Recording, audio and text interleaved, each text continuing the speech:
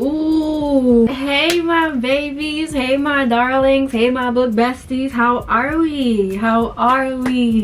I'm currently reading Second Time's The Charm by Chandra Blumberg, and I figured since I'm enjoying it, let's do a reading vlog. I also went to the library this morning, so I actually wanted to do a mini library haul and just show you guys what books I picked up. The first book that I got is Between Friends and Lovers by Sherilyn Obuobi. I hope I pronounced that right.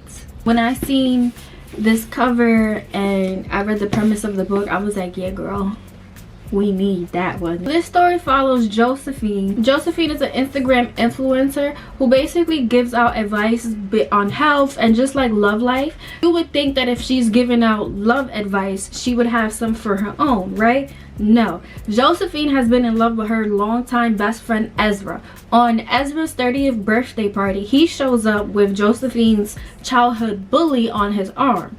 So at that point, Josephine is just like, okay, all this advice I've been giving these ladies, I'm gonna start taking my own.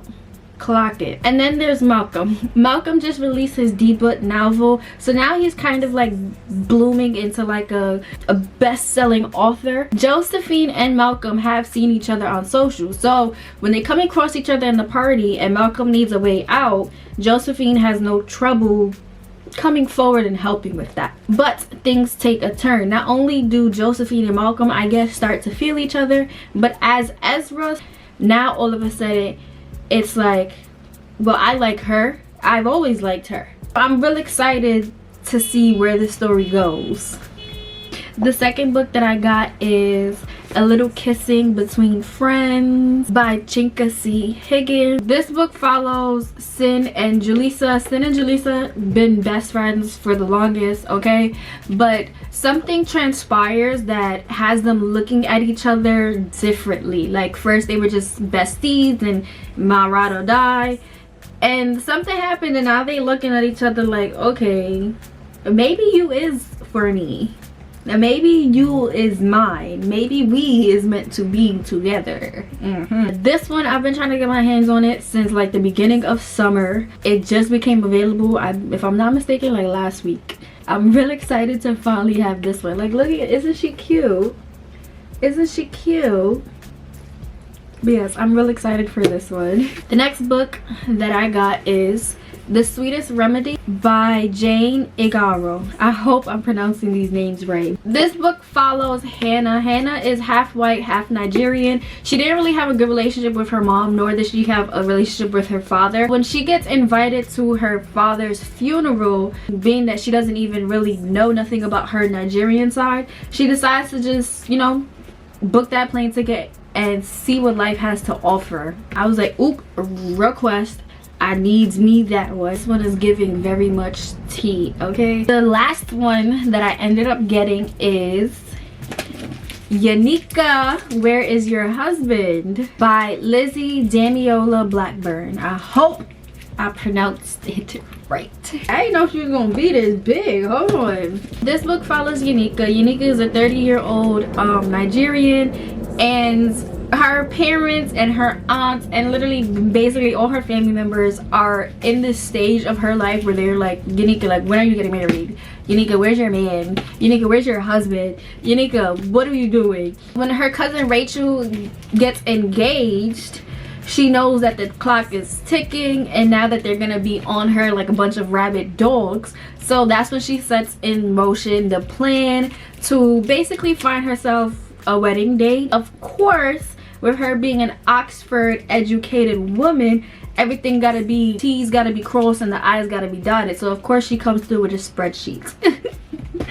So just off the spreadsheet alone, I know that this book is gonna have me in some giggles, and I'm really excited for it. And I just didn't know it was that thick, girl. Jeez. That is all for my book haul. Let's get into what we're really here for. Second Time's the Charm. So far, I'm on page 40. This book follows Hope and Adrian. Hope and Adrian were together for a couple of years. Hope decided to make a career change, basically that would push them to become long distance, right? After a while of things started to go non-existent. Text stopped being sent, calls stopped being received. A month turns into 2, and 2 turned into a year, and a year turned into 3. And in those 3 years, Hope and Adrian have not communicated. Hope and Adrian basically didn't even really end their relationship. It just went ghost.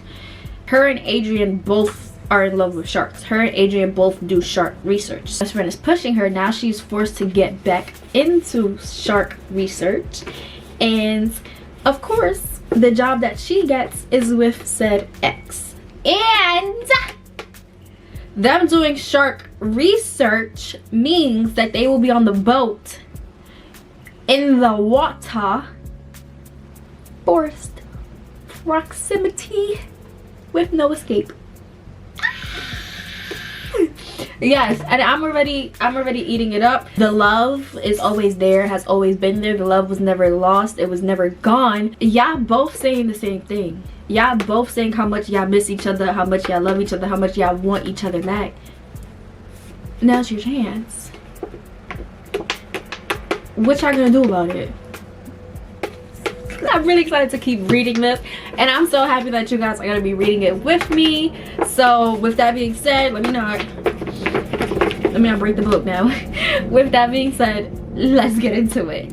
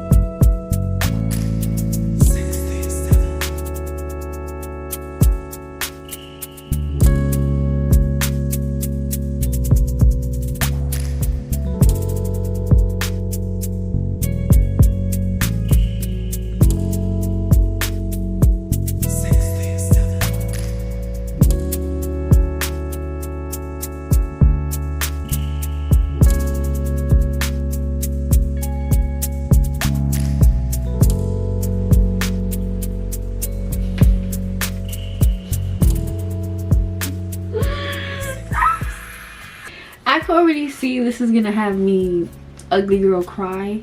This is so cute already. This is so she's ready to get back into shark research, like hits her up and like basically explains that she's ready to come back and like she needs a job, but the job is working with Adrian for 3 months on a boat.